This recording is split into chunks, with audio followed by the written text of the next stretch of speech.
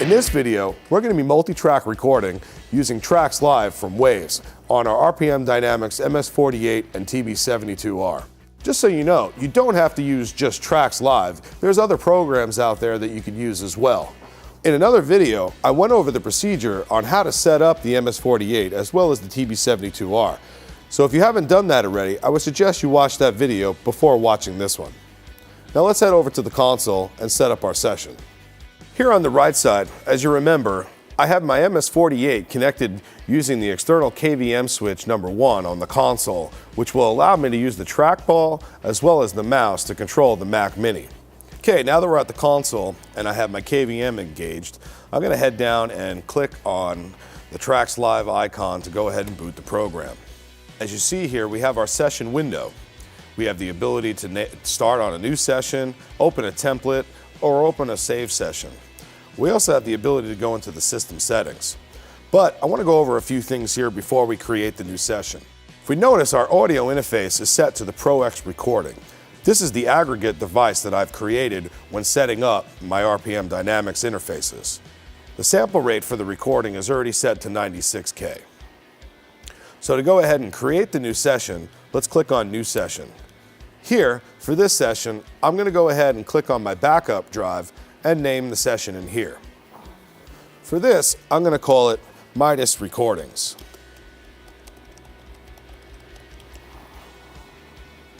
And then hit save. Now that our session window is up, we see that it automatically went ahead and created 120 tracks.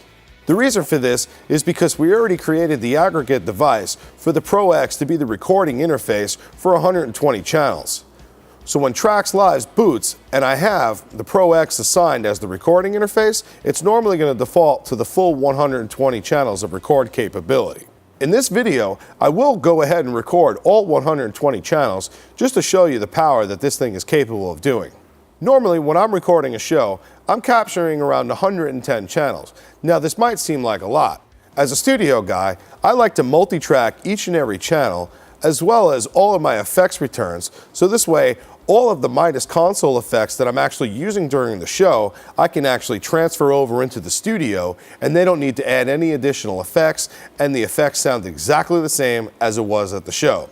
On top of that, I also like to print a copy of the left and right, so that way, in the event that I need a quick mix of the entire show, I can just go ahead and get those files and quickly be able to transfer that or present it to the band.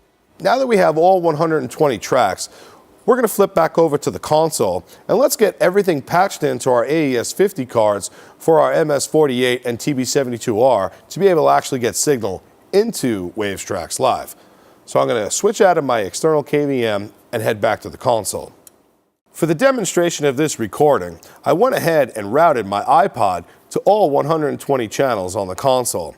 Now we need to take all of our direct outputs and route them to our AES-50 cards. So let's head over to the patching screen. Now that we're in the patching screen, on the left-hand side, I have the direct outputs tab selected. On the right-hand side for our destination, I have the stage I/O, where we have our 5 AES-50 cards, all labeled records 1 to 24, 25 to 48, 49 to 72, 73 to 96, and 97 to 120.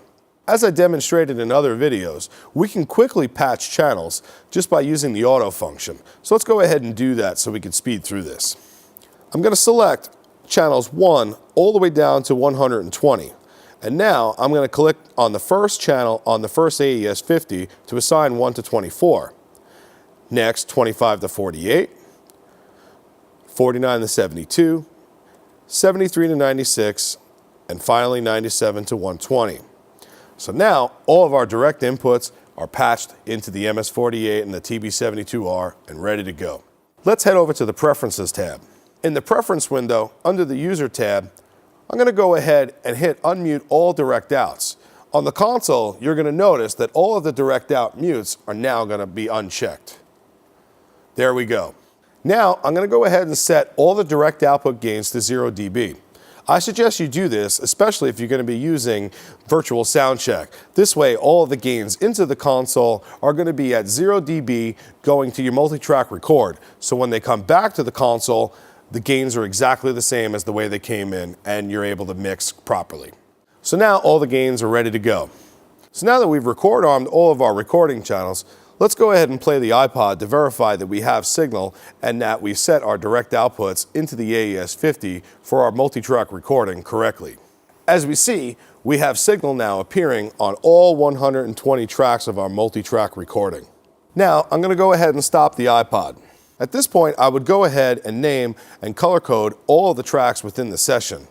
But to save time for this video, I'm going to go ahead and just name and color code the first track only. To name the track, I just click on the track name where it's listed as track 1. For example, we can name the first channel Kick 1. Now that we have track 1 named, let's go ahead and right-click on the channel. As you see, we have an option to change the color. So let's click on that. Now you see the color palette is on the screen. This might look a little familiar to the Midas console, which makes our life easy that we can match the colors on the console with our channels in the multi-track recorder. Ironically, Kick 1 is already colored blue, which matches all of my drum channels on my console. But for the video, let's go ahead and just make this channel red. Now, after I've named and color-coded all of my channels, if I'm going to be multi-track recording the same inputs out each and every night, like as if I would on tour, this would be a great time to go ahead and save a template file. A template file is going to make our lives easy for when we need to set up a new session for recording. We can easily recall all the settings for all the names and the colors and the patching. So this way we don't have to do it again. The great thing about the template files, if you may remember when we booted Waves Tracks live, we were presented not only with previous sessions that we had, but all of our template files are easily identifiable on the right side of the screen. So let's go ahead and make a template file. To save a template file, let's click on the File tab on the top. And we can head down to Save as a Template. Now we're presented with the Save window. I'm going to go ahead and click on the backup number 2 hard drive, and I'm going to create a folder for it. And I'm going to name these Templates. Now I'm going to save this as our show template. I will call it all 120 channels. And then we click Save. So now that our session is all set up, all of our tracks are named and colored, we're ready to start recording. So I'm going to go ahead and press the iPod and get signal flowing back into Waves Tracks Live. Again, this is where I like to just verify that we have signal on all the tracks that we have record enabled. And as you see, we do. So now that we're ready, we can go up here and hit the record button. Let's go ahead and do that and get some audio tracking. We could take note at the CPU and the hard drive usage. As you see, the CPU at only 19%, we're barely touching the CPU processing power of the computer. Same with the hard drive, 1 or 2% from time to time. I mean, we're barely scratching the surface, which is a great thing, which is going to ensure that we have a rock solid and steady recording platform. At this point, I would toggle back to viewing the console, so this way I have my metering and can function and worry about the show. The recording is going to be happening in the background, and it's not something that I need to worry about. From time to time, I'll go ahead and swap back in to make sure everything is recording and working smoothly, but I've never had a problem. So now, we're reaching the end of our performance. I'm going to go ahead and stop the iPod as if it was the end of the show. Personally, I always like to record a few extra minutes of lead-out time, so that way, if this was going to be used for a DVD or any other live recording, it's great for the editor to have some extra time on the end, so this way he can make his edits appropriately. Now that we have that extra time, I'm going to go ahead and hit stop. Now that the recording is stopped, you'll notice that the playhead is snapped back to the beginning of the session. If this is the end of your day, this is not anything you need to be worried about. If you're going to continue on with your recordings, say if the band is on a break, or if you're going to be changing over into a separate band, you're going to need to go ahead and fast forward the playhead so that it starts at the end of where you left off on your last recording. So let's click on that. So now we can hit record, and we're not going to write over our existing audio that we just captured from our first performance. So let's go ahead and do another recording. Again, all of our tracks are already armed for the recording, so we could just go ahead and simply hit the record button, and we're tracking again. So now we've reached the end of our last performance. I'm going to go ahead and hit stop on the iPod. As I mentioned before, I personally like to leave a few moments of lead out time for any editing that we might need. Okay, let's go ahead and hit stop now. Here, you'll see that the playhead once again has snapped back to the beginning of where we started our second recording. But since we're done for the day, this is not something I need to worry about. So now we're going to go ahead and save the session. To save a session, we click up here on the top and we head down to hit save. Now the session has been saved.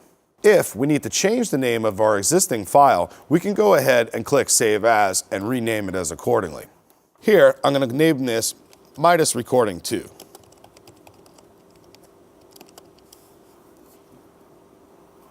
And just like that, the session is saved. Now, let's export our session. To do that, let's click up on the top where it says File, scroll down to Export, and we have two options, a mixdown or a stem export. If we want to export all of the individual multi-track files, we're going to click stem export. If we were in stereo mode and we were actually mixing within the session, we can then choose the mixdown option. But because we're just multi-tracking, we're just going to go ahead and click the stem export. As you'll see here, we have our format options on the screen. We'll notice that we are going to export in WAV format. It also gives us the ability to do AIFF and CAF files. We have the ability to change the bit depth from 24-bit to 16-bit. For the sample rate, because we captured at 96, we can go ahead and up convert, which I wouldn't suggest, but we can go ahead and down convert. We also have dithering options, where we can either do none, triangular, rectangular, or shape noise. We also have the ability to normalize. Again, this is not something that I would recommend. Now, we have our location options of where we want to export our files to. Personally, I like to make a separate folder so this way I can keep all of my exported files in one separate folder for ease of locating. Next, we have the ability to name our session. Or if we click on the box to check session name, it's going to go ahead and add the name of our session automatically for us. We also have the ability to put a date and timestamp in, as well as making any revision notes. If we click on the timespan tab, we can see the range of the session, so this way we know exactly how long it is. We could also choose to show the times either in time code, minutes and seconds, or samples. So let's click over to minutes and seconds. As we see, we have about 4.5 minutes of recording time. Here in the Channels tab, we have the ability to select or unselect any channels that we might want to include or exclude from our export. Now, from here, we can either hit the export or go back to the file format page and export from here. So let's just do it from here. Here, we have the progress bar for our export. As you notice, it's not taking very long, considering we have 120 channels. However, our recording was only about 4.5 minutes. So the longer the recording and the higher channels, it's going to take a little bit longer, so just be patient.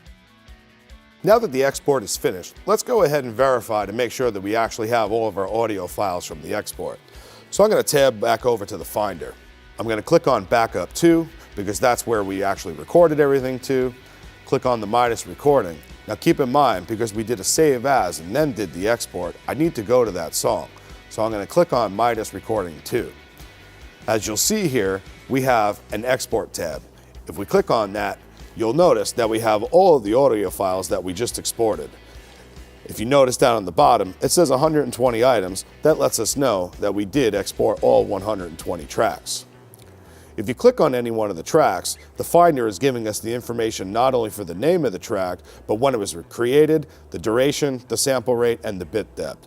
So now we can verify that we have all of our multi-track recordings exported. So we can close out of this. We can head back over to Tracks Live. Again, just for safety, we can go ahead and hit Save, which is the shortcut of Apple S, or we can go up here to the File window and click Save. At this point, we can close out of Tracks Live. So we can bring the scroll down and hit Quit, and Tracks Live is going to close out, and we're done for the day. So we can switch back over to the console, and then we can shut the console down and go home.